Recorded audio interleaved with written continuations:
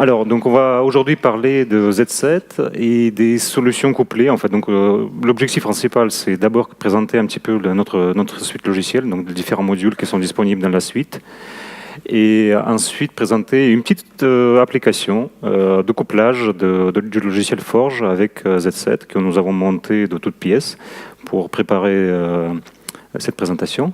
Donc, d'ailleurs, je remercie Patrice qui vient de présenter pour son participation et son aide dans le montage de cette application. Un petit mot donc, sur qui nous sommes et comment on est atterri ici. Donc, nous sommes de la famille, on va dire, Transvaleur. Donc, on est depuis 20 ans, notre logiciel il est vendu par Transvaleur, mais jusqu'à maintenant, c'était seulement les ventes, en fait. La vente finale qui était réalisé par Transvaleur, il n'avait pas vraiment des équipes techniques derrière. Et donc, depuis cette année, en fait, on fait un rapprochement. Donc, il y a des équipes techniques qui vont migrer de Mine Paritech vers Transvaleur pour assurer tout ce qui est la prévente, le support technique aussi des clients.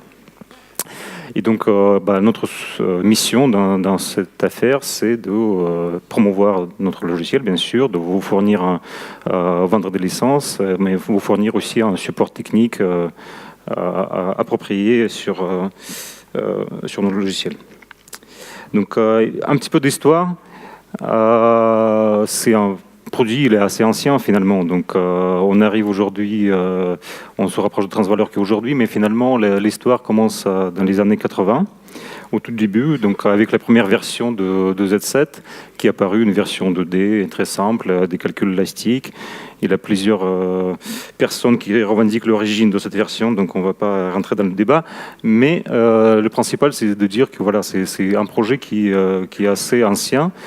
Un projet qui était principalement piloté par l'équipe au Centre des matériaux de l'École des mines de Paris, par une équipe de simulation. Donc, l'ensemble des développements ont été faits par cette équipe.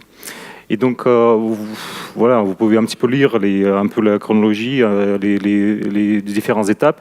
Mais ce qui est le plus important pour nous, c'était le passage, en fait, très important pour nous, c'était le passage à la version C++, d'une ancienne version qui était écrite en Fortran. C'est là où le développement a vraiment explosé et permis un développement commun entre le centre de recherche à l'UNIRA aussi et le centre des matériaux. Donc de faire un projet de développement en commun avec des outils appropriés pour ça. Ensuite, aussi, un passage important, c'est quand le code est devenu le code de recherche chez SNCMA. Donc aujourd'hui, c'est Safran Aircraft Engines. Et puis, depuis 2015, c'est également le code de recherche de Safran Tech, donc de leur unité de recherche. Et donc en 2017, vous voyez bien qu'on parle maintenant du transfert du support technique et des activités commerciales de Hermine, École des mines, vers Transvaleur. Donc quand on parle de Z7, on parle de l'ensemble des outils. Donc voilà, on parle des comportements des matériaux à basse, à haute température. Haute pour nous, c'est-à-dire des matériaux aéronautiques, automobiles, etc. On parle des calculs structure, on a un solveur. Du post-processing des résultats de calcul et notamment post-processing durée de vie et des calculs de fissuration. Donc tous ces différents logiciels, je vais vous présenter très rapidement. Donc tout d'abord, ZMAT, c'est une librairie des comportements des matériaux. ZMAT, en fait, donc c'est une collection très riche des comportements qui ont été développés dans le centre des matériaux depuis 30 ans de son histoire, de l'histoire de l'existence de ce logiciel. Et donc ça intègre les différents comportements que vous voyez ici, vous voyez les mots-clés. Donc ça peut aller de l'élasticité, hyperélasticité très simple, jusqu'au polymère, en passant par les matériaux métalliques. C'est là où on retrouve notre valeur ajoutée principale, en fait, c'est dans les matériaux métalliques pour les applications aéronautiques. Et donc vous voyez les différentes applications industrielles qui sont listées ici. Nous sommes très présents chez nos amis aéronautiques et en automobile et en énergie également. Donc quand on parle d'une bibliothèque très riche, ça veut dire qu'il est vraiment très riche. On parle des milliers de lois de comportement qui, en fait, on propose pas tout simplement un modèle, on va dire, standalone, un peu indépendant. On propose une bibliothèque où en un seul coup, vous obtenez l'ensemble des lois de comportement. C'est-à-dire que, et tout ça, ça passe par des routines d'utilisateurs des différents logiciels avec lesquels on a les interfaces. Donc en fait, tous ces différents mots-clés, en fait, c'est des briques comportement qu'on peut interchanger à l'intérieur de la loi de comportement pour bâtir des lois très souples et très riches et très physiques, avec une base physique très riche, pour monter quelque chose qui correspond à vos expériences, à vos courbes expérimentales. Notamment, ici, on voit sur ce transparent un exemple d'une application qu'on a fait pour Tenico, où le client a cherché à reproduire ces courbes de comportement mécanique, en fait, à différentes températures. Donc, chaque courbe, c'est une température. Donc, vous voyez ici les réponses cycliques, les réponses en relaxation. Vous voyez des différents écrouissages qu'il fallait représenter par le modèle. Et donc, ZMath, il est vraiment adapté pour ça. Donc, c'est assez souple pour reproduire ce genre de comportement. Mais aussi, ZMath possède un logiciel de calibration intégrée dans une interface graphique qui permet de calibrer les paramètres de ces lois de comportement très riches.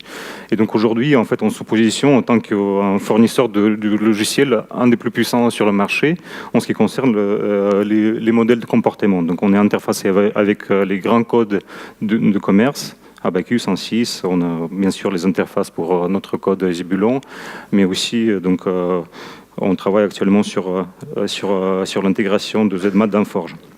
Le post-traitement, c'est le post-traitement qui vient après un calcul par élément fini. Donc, calcul par élément fini nous fournit un certain nombre de données que l'outil de post-traitement permet de filtrer en quelque sorte, donc pour modifier ces données, pour produire des nouvelles données et puis pour décrire des résultats. Donc ça, c'est son côté générique, donc on peut en parler, on a un stand ici. Donc si vous avez des questions sur tous nos logiciels, n'hésitez pas à venir nous voir. On n'a pas le temps pendant cette présentation de vous tout présenter, c'est juste un petit overview. Mais le principal, c'est de dire de ça qu'on a aussi un outil de post-traitement assez puissant pour modifier les données, travailler sur les points gauche, travailler sur les éléments, etc.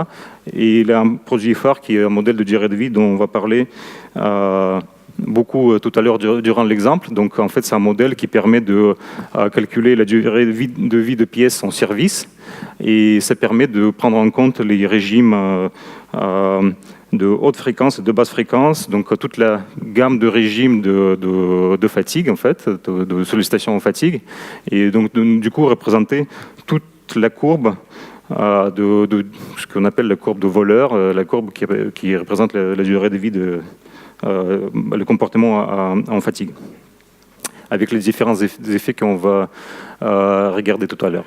Et donc, après, une fois on a appliqué ça pour retrouver l'endroit où la pièce va casser, donc l'outil précédent sert à ça, principalement pour retrouver l'endroit où la pièce, où dans la pièce nous allons initier une fissure, on peut maintenant passer à un module qui s'appelle ZCrack pour justement introduire une fissure dans cet endroit-là et voir comment, sous une sollicitation en fatigue, cette fissure va propager.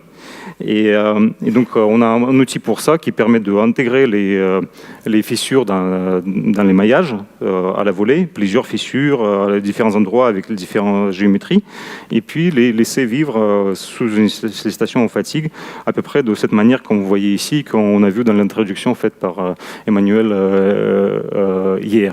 Donc, vous voyez ici, donc derrière chaque simulation, de chaque cadre en fait de mon animation, il y a un calcul élément fini entier qui était réalisé. Et donc, entre ces calculs-là, on interrompt le calcul, on l'arrête, on fait le remaillage pour faire propager les fissures, faire le transfert des champs, donc les différentes étapes qui sont décrites en haut de mon transparent, et passer en calcul suivant. Donc, tous ces outils ont été développés et puis validés sur des cas concrets. Donc, typiquement, là, l'exemple que vous voyez était réalisé pour Renault, notre partenaire depuis longtemps. Et donc là, c'est ZCrack aussi, on l'a adapté pour qu'il puisse prendre en compte des montages très compliqués. Il s'agissait de prendre en compte un sous-modèle à l'intérieur d'un modèle global, tous ces montages très compliqués, et aussi un comportement plastique. Et donc maintenant, on passe maintenant au cœur de ma présentation. J'ai 15 minutes, c'est très bien. Et donc de quoi nous allons parler très rapidement. On est vraiment comment dire, au début de notre chemin avec l'équipe de Forge de Transvaleur. Donc nous allons vous proposer beaucoup plus de solutions dans le futur. Mais voilà, la première chose qu'on a pu faire, c'est de essayer de chaîner les logiciels. C'est-à-dire qu'il a un calcul de forge, donc une pièce forgée, un vilebrequin par exemple, dont on a parlé à table hier avec ceux qui étaient à ma table. Et donc maintenant on veut savoir comment ce vilebrequin qui est sorti de forgeage, si on l'usine et après on le sollicite, on a appelé une application, une sollicitation au service, comment il va se comporter, où ça va s'endommager, est-ce que les fissures vont apparaître, etc. C'est une vraie sollicitation réaliste et avec des vrais comportements réalistes de la pièce à cette température-là. Donc c'est là où en fait on se rajoute dans la chaîne. Donc le calcul de forge, vous voyez la première case, donc on va dire que c'est ce que vous savez tous faire ici dans cette salle-là. Et après, donc on commence plus ou moins à partir de cette brique-là notre histoire avec Z7. Et donc dans le Z7, ce qu'on peut faire maintenant, donc ce qu'on va voir sur l'exemple, c'est d'importer le maillage, le transformer, s'il faut le usiner ou pas, si c'est fait au niveau du forge ou pas. Donc ensuite, on peut récupérer certaines données issues du calcul de forgeage, typiquement les contraintes résiduelles, comme dans l'exemple que je vais vous présenter, ou d'autres variables d'histoire. Et ensuite, monter de toute pièce une simulation qu'on appelle un calcul de structure, donc avec son maillage, avec les conditions limites réalistes de l'utilisation de la pièce, obtenir une carte de contraintes et déformation, donc, et puis suite à ça, appliquer un post-processing de durée de vie pour regarder dans quel endroit vont apparaître ce qu'on appelle les hotspots, donc les parties les plus chaudes, donc, où ça va casser, les sites d'initiation des fissures, peut-être même insérer des fissures, et si la boucle, tout ça, ça sert à optimiser un design, donc prendre une décision sur l'optimisation de ce design de cette pièce. Donc pour ça, on n'a pas cherché trop loin, donc on est allé tout simplement dans la bibliothèque d'exemples de forge, et on a pris un exemple que vous connaissez tous, hein. C'est lui par lequel j'imagine que vous avez tous commencé à apprendre logiciel. Donc, et on a essayé de monter sur cet exemple quelque chose qui rentre dans la configuration dont je vous ai parlé tout à l'heure. Donc ici, la forme nous a semblé comme un disque de turbine d'avion, tout simplement, et on a considéré que c'est comme un disque simulacre qui est utilisé dans l'industrie pour justement utiliser comme une éprouvette, en fait, tout simplement pour faire des essais en laboratoire, pour regarder si la pièce va tenir à la sollicitation au service. Donc après forgeage, qu'est-ce qu'on obtient? On obtient plusieurs choses. On obtient des contraintes, la distribution des tailles de gras, des températures, comme à droite, que je peux lancer également, mais vous connaissez ça. Et l'idée, c'est que maintenant, nous avons rajouté dans notre chaîne de calcul Z7 des readers nécessaires pour pouvoir lire à la fois le maillage issu du logiciel Forge, mais aussi des résultats, différents résultats, donc typiquement les résultats qui sont contenus au nœud, qui sont calculés au nœud, les températures, les déplacements, mais pas que les résultats au nœud, mais aussi les résultats au point gauss, donc les variables d'histoire, par exemple la plasticité cumulée ou tout simplement les contraintes. Et donc maintenant, avec ça, on va essayer de mettre en place un modèle de calcul de structure et le réaliser avec des logiciels prévus pour qui existent, prévus pour ça, donc des logiciels de calcul de structure pour solliciter nos pièces en service. Et donc en analysant les résultats de la pièce, donc on a regardé sur les contraintes résiduelles. Et on a regardé surtout où se trouvent ces contraintes résiduelles et de quelle nature elles sont ces contraintes. Et donc, ce qui nous a semblé intéressant dans cet exemple, c'est que les contraintes sont en compression. Donc, typiquement, si si tout fonctionne bien, ces contraintes doivent produire une durée de vie plus longue, donc vont permettre une durée de vie plus longue de la pièce que s'il n'y avait pas de contraintes résiduelles. Donc la pièce, elle se trouve sous compression, et donc à la sollicitation, elle va légèrement être sollicitée en traction, bon pas légèrement, même très en traction, et donc du coup, comme on était en compression, le cycle de sollicitation sera plus petit ou sera déplacé dans vers les valeurs négatives, et donc du coup la durée de vie plus longue.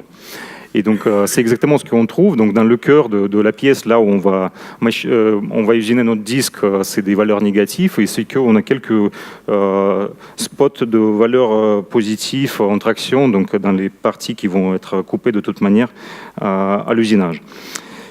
Donc c'est très bien, et donc c'est ce qu'on a fait. On a usiné notre disque en fait à l'intérieur de la forme de forgeage. Nous avons intégré en quelque sorte un maillage par élément fini. Cette opération peut être faite avec forge, mais nous l'avons fait pour ce cas avec notre outil Z7 qui sait mailler aussi les pièces, les remailler, raffiner les maillages à l'endroit au congé, par exemple ici où on va prévoir des contraintes plus importantes, etc. Et donc, en fait, quand vous voyez la configuration de la pièce, donc c'est un disque tout plat ici au milieu, mais avec quelque chose, une masse très importante à la fin, ici, donc qui va tirer la pièce, et donc du coup la charger en traction ici. Et donc, quand on parle de différents maillages, donc effectivement, on a usiné, mais le maillage initial de forge, c'était des éléments classiques utilisés dans le logiciel forge, avec les interpolations C1 et puis l'intégration linéaire des contraintes. Donc, dans les calculs de structure, on aime plutôt utiliser des éléments de l'ordre un petit peu plus élevé, de l'ordre de 2, et donc les éléments quadratiques avec plusieurs points Gauss au milieu. Donc typiquement pour cet exemple, nous avons pris un élément avec 10 nœuds et 4 points Gauss. C'est des éléments classiques dans le logiciel Abaqus et Z7. Donc du coup, avant de commencer à travailler avec l'exemple, il faut transférer les champs mécaniques. Donc c'est comme ça que ça se passe. Dans le logiciel, il a un module qui permet de faire ça, transférer les champs, donc les lire sur le maillage initial issu de forgeage et transposer sur le maillage qui sera utilisé dans le calcul structure. Donc sans les pertes d'informations en passant d'un à l'autre. Donc effectivement, les max sont plus les mêmes parce que tout simplement, on coupe les zones les plus chargées, on coupe ici et les max baissent. Mais le principal, c'est qu'on a toujours nos contraintes de compression au cœur de la pièce, là où elle sera sollicitée le plus. Donc maintenant, on passe à la mise en place d'un calcul de structure. Donc ce calcul, nous l'avons réalisé avec le logiciel Abaqus. Donc dans Z7, nous avons des outils qui permettent de facilement exporter les maillages vers Abaqus. Ensuite, les conditions aux limites et tout ce qui est la définition de la loi comportement se fait de manière manuelle, mais c'est pas très compliqué. Et donc voilà, c'est comme ça nous avons procédé. Les conditions limites que nous avons appliquées sont les suivantes. Donc c'est un disque, finalement, il est chargé en rotation. Et avec donc il y a des plans symétriques qui sont définis là. On l'a encastré, on l'a bloqué sur un côté pour éviter que ça se balade. Donc il a vraiment des choses qui bloquent, des parties de structure qui bloquent le disque sur l'arbre. Et donc le disque, quand il sera lancé en rotation, donc cette masse va tenir et donc il aura un peu de bending au centre de la pièce. Donc on appliquait un cycle thermique, donc on montait en 250 degrés jusqu'à 150 degrés. Les cycles thermiques et aussi les cycles de rotation. Donc on a appliqué la rotation. Donc c'est vraiment une utilisation réaliste, en fait, des conditions réalistes d'utilisation de ce disque-là, donc 15 000 rotations par minute. C'est quelque chose que vous voyez quand vous prenez l'avion et il décolle de la piste. Donc on a appliqué une loi de comportement un peu réaliste à l'utilisation de cette pièce à leur température, donc entre les 300 et 500 degrés. Donc on a pris un matériau approprié, donc un alliage de titane, je pense, pour cette application-là, et on l'a identifié à l'aide de notre logiciel intégré qui est ZSIMOPT. donc trouver des paramètres de la loi de comportement. Et nous l'avons chargé, ce disque, et on voit comment il est réellement chargé. Donc là, entre les différents cycles, ce qui se passe, c'est que nous diminuons et nous augmentons la vitesse de rotation, et donc le disque il est chargé en traction, et même il courbe un peu comme ça en bending. Et donc, du coup, ce qui se passe, c'est qu'à la fin du calcul, nous constatons qu'il a un certain nombre de... Donc, la pièce reste presque élastique, mais il a des contraintes importantes qui restent au niveau du congé, et puis aussi un peu de plasticité dans la même zone. Donc, ça ressemble au comportement réel du disque. Et donc, ces résultats de calcul nous permettent maintenant de s'attaquer à un modèle de durée de vie. Donc, en transparent, ne vous inquiétez pas, il a une formule dans ma présentation qui est la suivante. Donc, c'est juste pour montrer quelle est la loi qui gouverne en fait cette évolution-là qui est décrit ici. C'est un modèle qui est assez classique, qui s'appelle le modèle de fatigue de Chaboch, qu'on utilise beaucoup pour nos applications. En fait, donc, ça permet tout simplement pour les différentes, pour tracer cette courbe-là, et donc en fait, qu'est-ce que ça représente pour les différentes amplitudes de chargement. Vous avez un nombre de cycles que la pièce va tenir, d'accord. Donc ici c'est le nombre de cycles, là c'est l'amplitude. Donc pour les amplitudes très importantes, ça va casser en un cycle. Pour les amplitudes très petites, ça va peut-être jamais casser. C'est ce qu'on appelle la limite de fatigue. Et donc il a des régimes intermédiaires pour les amplitudes de l'ordre de 400 MPa. Donc c'est quelque chose qui va casser à 10 000 cycles. Et donc, en fait, ce modèle-là, il est appliqué à chaque point gauss de notre pièce. Et comment ça marche? Donc, chaque point gauss, il voit des cycles. Suite à la sollicitation, on va extraire les min, max, les contraintes moyennes. Et on va appliquer la formule et calculer le nombre de cycles que ça va produire. Et donc, on va aussi prendre en compte les contraintes résiduelles parce qu'on a remarqué que nos contraintes résiduelles dues au forgeage, en fait, au fait que la pièce elle était sous compression au tout début, les contraintes résiduelles elles baissent vers les régimes négatifs. Donc ici, ce que nous avons tracé, en fait, c'est le von Mises signé par la trace. Donc traction en compression, on a multiplié, si la trace est négative, on a multiplié par -1. Ici, elle est positive par +1. Donc ici, c'est Mises tout court, et ici, il est signé. Et donc on voit qu'en fait les max sont plus petits, les moyennes sont plus basses, et donc les mines sont plus bas également. Et donc tout ça, si on applique le modèle de durée de vie, permet de constater qu'en fait, tout simplement, pour un disque où il n'y a pas de contrainte résiduelle, il va tenir 1000 cycles sur cette sollicitation. Donc après 1000 cycles, une petite fissure va apparaître quelque part dans ce congé-là. Ici, on prend les contraintes résiduelles. 4000 cycles, il va tenir de l'ordre de 4500 cycles avant de l'apparition de la première fissure macroscopique. Et même, on peut aller un petit peu plus loin, c'est-à-dire on peut faire ce qu'on appelle un hotspot analysis, et donc identifier les points exactement dans lesquels ces mines, les valeurs mines étaient calculées. Et donc tout ça, pourquoi s'arrêter à ce niveau-là? Si on peut aller encore plus loin, on vous a parlé d'un logiciel qui s'appelle ZCrack, et donc on peut même insérer une petite fissure. Cette fissure, donc à l'aide du logiciel, va vraiment intégrer le maillage. Donc elle a un maillage, lèvre de la fissure, lèvre gauche, lèvre droite, le contact entre les lèvres, etc. Le front qui est représenté ici par ces nœuds-là. Et on peut appliquer maintenant le même cycle de chargement, comme pour la fatigue, entre 1000 et 15 000 cycles rotation minute et la température. Et regarder, déjà regarder les différents outputs, c'est-à-dire les facteurs d'intensité de contrainte, le front, les choses comme ça qui vont nous fournir les informations sur la propagation, et même aller jusqu'à la propagation pour regarder comment la fissure va propager ensuite. Et donc, il est tracé les vitesses de propagation de cette fissure sur la sollicitation du disque.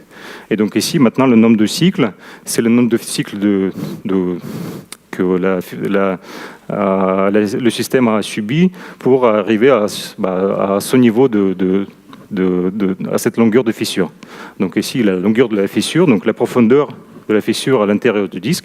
Et ici, le nombre de cycles pour arriver à cette profondeur. Donc moi, j'ai pas fait beaucoup. Hein. Je l'ai avancé de 2 mm, qui est déjà pas mal. Le disque, il sera jamais utilisé avec une telle fissure. Mais c'est pour savoir combien de cycles de sollicitation ça va tenir. Et j'ai même pas 11 secondes, non, c'est déjà dépassé de 11 secondes, et j'arrive aux conclusions. Donc les conclusions sont les suivantes, nous avons mis en place une chaîne de calcul qui commence par metal forming, donc par forgeage des pièces, et puis ensuite on peut maintenant, grâce aux outils développés, donc de fournir une chaîne complète de calcul de fatigue, sollicitation en service. Donc on a mis en place un exemple qui est maintenant disponible. Si vous voulez, on peut vous le communiquer. Et donc on pense aussi que maintenant il y a d'autres outputs de forge qui peuvent être pris en compte dans les chaînes similaires. Donc on pense notamment à la microstructure, à la distribution des phases, à la déformation plastique, des choses comme ça, des informations calculées durant le forgeage qui peuvent être transposées sur le calcul structure. Et on est en train de travailler sur une interface entre ZMAT et Forge on a presque finalisé, donc c'est pour permettre utiliser les mêmes lois de comportement durant la phase de forgeage et durant le calcul en service. Je vous remercie pour votre attention. Si vous avez des questions. I have one question about the crack initiations. Is there any crack initiations criteria in the ZSAT, or how did you, for example, for this example, decide locations and directions and for example, size? Yes, the location we decided on based on this observation. So these are hotspots. What we call hotspots, actually, the very small parts, small spots of very high stresses and plastic deformation here, but very low fatigue life. Okay, so I found 10 or 12 hotspots in my structure, so I can select one, insert a crack in one of them, and make it propagate. And now about the size of the initial cracks. So actually, we don't have a real criterion on that. Usually, we use something which is comparable to the microstructure of the component, of the material used for the component. So for this example, we use something like 300 microns in the initial crack, and then we let it grow.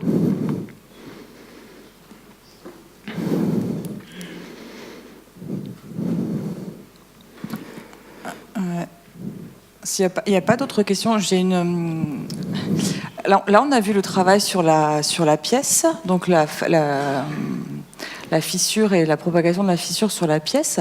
Vous parliez des vilebrequins à table. Ce qui nous intéresse, c'est aussi les problèmes dans la matrice des vilebrequins et également les fissures ou la fatigue qu'il peut avoir dans les matrices des vilebrequins. Est-ce que c'est un sujet sur lequel on pourrait imaginer travailler avec je pense, ouais, le contrôle de matrice également. C'est exactement que je pense que c'est des sujets qui vont ressurgir très rapidement entre les équipes. Hein. L'intérêt principal pourquoi on est là, pour vous présenter tout ça, c'est exactement pour lancer ces sujets et commencer à discuter.